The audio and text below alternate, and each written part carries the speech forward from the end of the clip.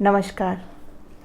आज हम समझते हैं techniques of group decision making, समूह निर्णय निर्माण की तकनीकों के बारे में। तो जब किसी भी समूह में जब निर्णय लेना होता है तो कोई भी समूह अलग अलग तकनीकों का, अलग अलग टेक्निक्स का उपयोग करते हैं डिसीज़न लेते समय। तो सबसे पहली जो टेक्निक है वो है ब्रेनस्टॉर्मिंग। ये एक क्रिएटिव या इनोवेटिव टेक्निक है। इसके द्वारा समूह के जितने भी सदस्य होते हैं उनसे किसी एक बिंदु पे या किसी एक समस्या पर आइडियाज़ लेते हैं। सभी सदस्य अपने आइडियाज़ एक पेपर में लिखते हैं, बताते हैं और उन सभी सदस्यों जो आइडियाज़ देते हैं उसमें से एक बेस्ट आइडिया का, बेस्ट ऑल्टरनेटिव का चयन कर लिया जाता है। तो इसमें एक तो क्या होता है कि सभी अपनी सहभागिता शामिल कर देते हैं। दूसरा, इसमें किसी के भी आइडिया को नेगेटिव नहीं बोला जाता और सब में एक मोटिवेट होते हैं, एक सोचने या विचारने की क्वालिटी भी डेवलप होती है। तो इसलिए इसको बुद्धिशीलता भी बोला जाता है। नेक्स्ट टेक्निक है डेल्फी टेक्निक।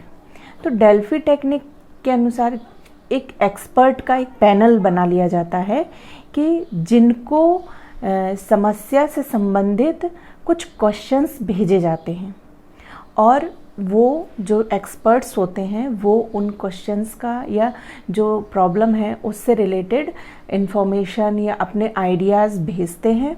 तो इसके द्वारा एक बेस्ट ऑल्टरनेटिव या बेस्ट एक निर्णय लिया जाता है। नेक्स्ट टेक्निक है NGT, नॉमिनल ग्रुप टेक्निक। इसमें क्या होता है, जितने भी समूह के सदस्य हैं उनसे आइडियाज़ लिए जाते हैं। सभी सदस्य अपने आइडिया या अपना जो विकल्प है वो एक कागज़ में लिख देते हैं।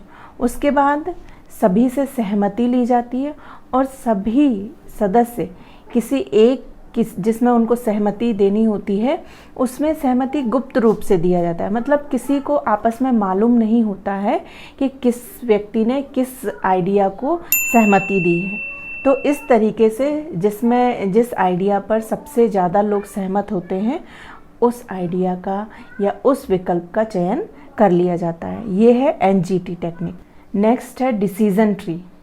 डिसीजन ट्री एक फ्लो चार्ट की तरह होता है। इसमें जो भी विकल्प हमारे पास आते हैं, जो भी विकल्प समूह के समक्ष आते हैं, उन सभी ऑल्टरनेटिव्स का अच्छे से अध्ययन किया जाता है, अच्छे से एनालिसिस किया जाता है, सभी पक्षों का एनालिसिस किया जाता है। मतलब पॉजिटिव या नेगेटिव परिणाम होंगे, क्या जोखिम होंगे, रिजल्ट क्या निकलेगा। तो इस तरीके से उसका संपूर्ण एनालिसिस करने के बाद किसी डिसीज़न पर पहुंचा जाता है। नेक्स्ट है ग्रुप मीटिंग। ये एकदम नॉर्मल सी बात है, हर जगह देखने को मिलती है कि समूह आपस में किसी समस्या के बारे में बात करते हैं, उस पर विचार विमर्श करते हैं, उसी समय विकल्प देते हैं, आपस में बातचीत करके जिस समस्या का जो उस समय अच्छा लगता है विकल्प या जो आइडियाज़ अच्छे लगते हैं या इफ़ेक्टिव लगते हैं ज़्यादा, उस विकल्प का चुनाव कर लिया जाता है आपस में सहमति के द्वारा। नेक्स्ट है इलेक्ट्रॉनिक मीटिंग। ये नॉर्मल सी बात है, आजकल हम इसका उपयोग बहुत करते हैं अपने शैक्षणिक चीज़ों में भी, बाकी सभी में आजकल इलेक्ट्रॉनिक का उपयोग किया जा रहा है। तो ये जो मीटिंग है वो इलेक्ट्रॉनिक के द्वारा करते हैं। लोग आपस में इंटरेक्ट होते हैं कंप्यूटर के द्वारा कि हाँ, ज़रूरी नहीं है कि सभी जो समूह के सदस्य हैं वो एक जगह आमने सामने बैठने की स्थिति में मीटिंग करें या निर्णय लें किसी चीज़ पर। कंप्यूटर के माध्यम से, इंटरनेट के माध्यम से आपस में मीटिंग करते हैं, उस किसी समस्या पर विचार करते हैं और फिर किसी डिसीज़न पर पहुंचते हैं। तो यह है इलेक्ट्रॉनिक मीडिया। नेक्स्ट टेक्निक है फिश बाउलिंग। फिश बाउलिंग में ग्रुप के सभी मेंबर सर्कल में बैठ जाते हैं। बीच में सेंटर पर्सन होता है जो मीटिंग को इनिशिएट करता है या जिसको डिसीज़न लेना होता है। उसके बाद जो चेयर पर्सन होता है वो एक एक करके ग्रुप के मेंबर को बोलता है आइडियाज़ बताने के लिए, समस्या से संबंधित अपने विचार प्रकट करने के लिए।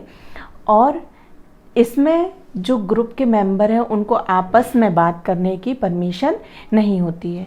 उसके बाद अपने अपने आइडियाज़ सेंटर पर्सन को बताते हैं और सेंटर पर्सन बातचीत करके डिस्कशन करके किसी एक डिसीज़न पर पहुंचता है। नेक्स्ट टेक्निक है डिडक्टिक टेक्निक। इस टेक्निक का उपयोग वहाँ किया जाता है जब किसी यस और नो में हमें निर्णय लेना हो।